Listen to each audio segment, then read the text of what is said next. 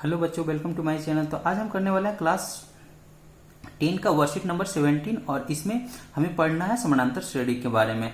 तो इसमें इसका आप तो अगर जो इससे पहले पढ़ चुके होंगे, वर्कशीट पढ़ लिए होंगे, समझ लिए होंगे, तो आपको क्वेश्चंस करने में दिक्कत हो रहा हो तो चलिए यहाँ पर क्वेश्चंस करते हैं इसका। तो यहाँ पर देख रहे हैं, यहाँ पर है पहला क्वेश्चन। इसमें बोला गया है कि इसमें से कौन सी समानांतर श्रेणी है, हाँ या नहीं लिखें। अगर जो है तो हाँ लिखना है और नहीं है तो नहीं लिखना है। ठीक है, तो चलिए समानांतर श्रेणी में क्या होता है कि दोनों पद के बीच का अंतर क्या होता है, सेम ही होना चाहिए। कोई भी कहीं पर भी हो, दोनों पद के बीच का अंतर क्या होना चाहिए, सेम होना चाहिए हर एक में। तो यहाँ देखिए, यहाँ चेक करते हैं, दो में ये 4 यानी 2 बढ़ा है, फिर 4 में 8 यानी ये 4 यानी यहाँ ये दोनों के बीच का अंतर कितना है, तो 2 का अंतर है। लेकिन ये दोनों के बीच का अंतर कितना है, 4 का अंतर है। इसी तरह से ये दोनों के बीच का अंतर कितना है, तो 8 का अंतर है। तो इस तरह से ये क्या हो गया, ये समानांतर श्रेणी में नहीं है। यहाँ पर नहीं आप लिखेंगे, चाहे क्रॉस कर लेंगे। ठीक है, तो चलिए यहाँ पर बी में देख रहे हैं, ये दोनों के बीच का अंतर कितना है, तो अगर जो दोनों के यानी इसमें से ये घटाएंगे तो -4 होगा। ठीक है, इसमें से इसको घटाएंगे यानी दोनों का अंतर कितना है, तो -4 ही का अंतर होगा। ठीक है, ये दोनों का अंतर अगर जो निकालेंगे तो ये भी कितना होगा, -4 का ही अंतर होगा। तो यहाँ पर ये क्या हो गया, सभी सेम है। जब सभी सेम आता है अंतर, तब ये कहलाता है क्या, समानांतर श्रेणी। तो ये तो आपका हो जाएगा, आप हाँ भी लिख सकते हैं। चलिए सी में दिया गया है A, 2A, 3A, 4A। अब अंतर निकालते हैं इसमें, तो हम पता कर सकते हैं। यहाँ पर देखिए अंतर कितना है, A का अंतर है। इससे अंतर कितना का है, तो A का अंतर है। इसमें अंतर कितना का है, तो A का अंतर है। तो यानी सभी में क्या हो रहा है, सेम अंतर हो रहा है। जब सेम अंतर होता है तब हम इसको कहेंगे समानांतर श्रेणी। तो ये क्या हो गया आपका, ये भी समानांतर श्रेणी में आ गया। ठीक है, तो चलिए अब बात करते हैं। यहाँ पर देख रहे हैं दूसरी क्वेश्चन उसमें दिया गया था वर्कशीट में, दी गई एपी में प्रथम पद व सार्व अंतर लिखिए। यानी प्रथम पद यहाँ देखिए लिखना है यानी खोज के, और सार्व अंतर भी लिखना है। तो यहाँ देखिए प्रथम पद, स्टार्टिंग पद को क्या बोलते हैं, प्रथम पद बोलते हैं। तो यहाँ प्रथम पद में यानी ए में क्या हो जाएगा, 34। ठीक है, और सार्वांतर किसको बोलते हैं, यानी डी को, यानी डी किसको, तो ये दोनों के बीच के जो डिफरेंस होता है तो उसी को सार्वांतर बोलते हैं। तो यहाँ पर सार्वांतर कैसे निकाला जाता है, तो यहाँ पर देखिए डी इक्वल टू होता है क्या, A2 माइनस A1, यानी A1, A2, A3। तो यहाँ पर A2 क्या है, 32 है।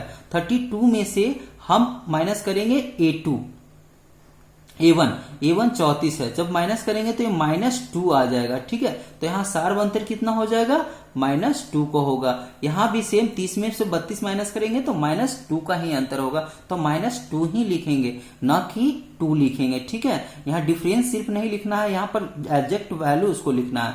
ठीक है, यहाँ पर देख रहे हैं बी जो है, बी क्या है, यानी -5, -1, 3, 7, इस तरह से डॉट डॉट डॉट दिया गया। तो पहला पद इसका निकालना है। तो इसमें पहला पद क्या है, तो -5 है।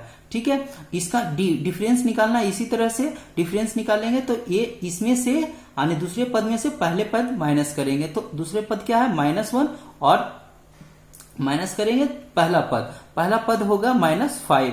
जब इसको करेंगे तो ये क्या हो जाएगा, माइनस तो रहेगा 1, और ये माइनस माइनस क्या हो जाएगा, प्लस हो जाएगा, +5।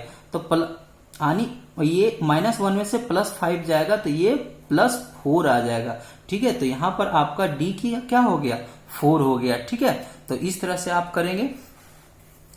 चलिए यहाँ पर तीसरा में बोला गया है, तीसरे क्वेश्चन में यहाँ पर देख रहे हैं, एपी के प्रथम 4 पद लिखिए जहां ए दिया हुआ है 10 और डी दिया हुआ है 10। तो एपी के प्रथम 4 पद निकालने के लिए इसका स्टैंडर्ड फॉर्म का यूज करते हैं। तो स्टैंडर्ड फॉर्म क्या होता है, तो स्टैंडर्ड फॉर्म आपने वर्कशीट में देखा होगा कि इसका होता है A1, A plus D, A plus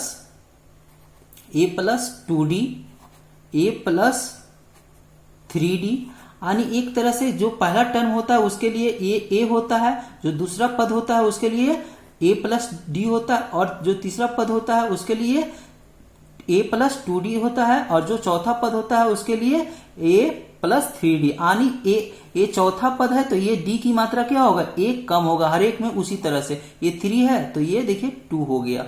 तो हर एक में एक कम डी की संख्या होती है, क्योंकि पहला पद में क्या है, ए डी की संख्या 0 है, इसीलिए ऐसा होता है, डी यहाँ पर एक कम होता है। तो चलिए उसी के अनुसार से यहाँ पर निकालते हैं पद। 4 पद निकालना है। तो पहला पद तो ऑलरेडी यहाँ पर क्या हो जाएगा, 10 हो जाएगा। ठीक है, अगर जो दूसरी पद का बात करें तो दूसरी पद क्या होता है, तो ए प्लस डी होता है। तो ए हमारा कितना दिया हुआ है, 10 दिया हुआ है, तो 10 में हम डी ऐड कर देंगे। डी कितना, 10 दिया हुआ है, तो ये क्या हो गया, 10 ये 20 हो गया। ठीक है, यहां अगर तृतीय पद का बात करें तो तृतीय पद क्या है, तृतीय पद को A3 भी बोलते हैं। तो तृतीय पद a प्लस 2d है। तो a का वैल्यू कितना है, 10, और 2d का वैल्यू कितना है, 10, तो 2 इंटू 10 यहां पर जब ऐड करेंगे तो 10 और 20 यहां से हो जाएगा, ये 30 हो जाएगा। ठीक है, यहां पे तो ये आपका ये तीसरा पद हो गया, ये पहला पद, दूसरा पद और ये तीसरा पद। ठीक है,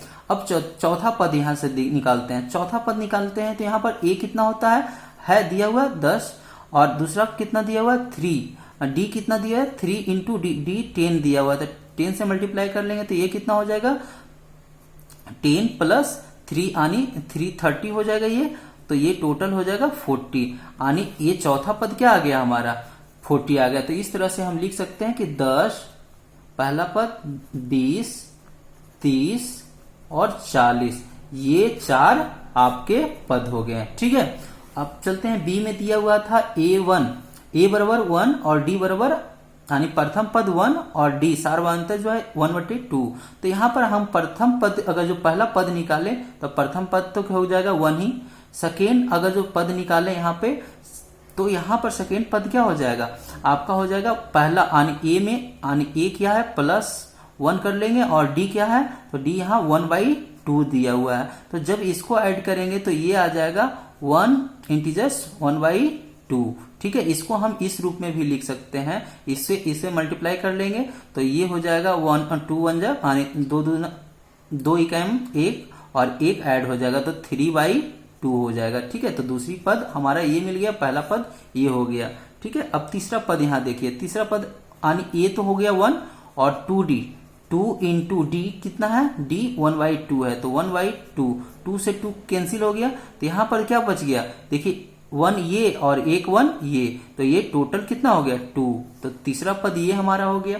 चौथा पद यहाँ देख रहे हैं A4 के लिए यानी a प्लस 3d होता है। तो 3d यहाँ पर ऐड करेंगे, a कितना है तो 1 और 3d का वैल्यू कितना है, तो d का वैल्यू 1/2 है, तो 1/2 रख देंगे। यहाँ पर हो गया 1 प्लस 3/2। तो इसका देखिए हमें क्या निकालना होगा, HCF निकाल के करना होगा, सॉरी इसका LCM निकाल लेंगे नीचे, तो ये 2 हो जाएगा, तो ये क्या हो जाएगा 2 प्लस 3, तो ये टोटल आ जाएगा 5/2। तो ये हो गया हमारा चौथा पद। तो इस तरह से टोटल पद कौन कौन से हो गए, तो 1 हो गए, यहां से 3/2 हो गया दूसरा पद, और तीसरा पद हो गया 2 हो गया, और चौथा पद हो गया 5/2। तो ये आपका 4 पद हो गया। चलिए अब तीसरा, इसी में C दिया गया है, ये क्वेश्चन सीधा दिया हुआ है। तो यहां पर C देखेंगे, यहां पर -2 दे रखा हुआ था A पहला पद, और D दे रखा था 5। तो यहां पर चलिए पहला पद यहां पर हो जाएगा -2। ठीक है, अब यहां पर दूसरी पद अगर जो निकाले तो दूसरा पद A -2 है, और D कितना है तो +5, यहां पर ऐड करेंगे क्योंकि ऐड है तो 5 है ये। तो ये जब करेंगे तो 5 में से 2 चला जाएगा, तो ये बच जाएगा 3। ठीक है, अब तीसरा पद निकालते हैं तो A -2 है तो -2 दे दिए, और 2 इंटू डी का वैल्यू कितना है 5, तो +2 इंटू 5, तो ये हो जाएगा हमारा क्या आ जाएगा -2, और यहां से आ जाएगा 10, तो ये 10 में से 2 चला जाएगा, तो ये 8 आ जाएगा। ठीक है, यहां देखें तो यहां पर है A का वैल्यू है हमारे पास A, और यहां पर D +3, D दिया हुआ है 5, तो इसको जब ऐड करेंगे तो ये -2 प्लस 3 इंटू 15, ये हो गया 15 में से 2 चला जाएगा, तो ये 13, यानी ये चौथा पद ये हो गया, ये तीसरा पद ये हो गया, ये दूसरा पद था और ये प्रथम पद था। तो इस तरह से हमारा पद कौन कौन सा प्राप्त हो गया, तो -2, 3, 8 और 13। इस तरह से आपका वर्कशीट कंप्लीट हो जाता है। तो वीडियो अच्छा लगा तो मेरे चैनल को सब्सक्राइब करें और साथ साथ में बेल आइकन को भी दबाएं। अगर जो क्वेश्चन इसमें रह गया तो आप मेरे मतलब इस वीडियो के अंदर कमेंट सेक्शन में जाके आप कमेंट करके उस क्वेश्चन को पूछ सकते हैं। Thank you watching my video.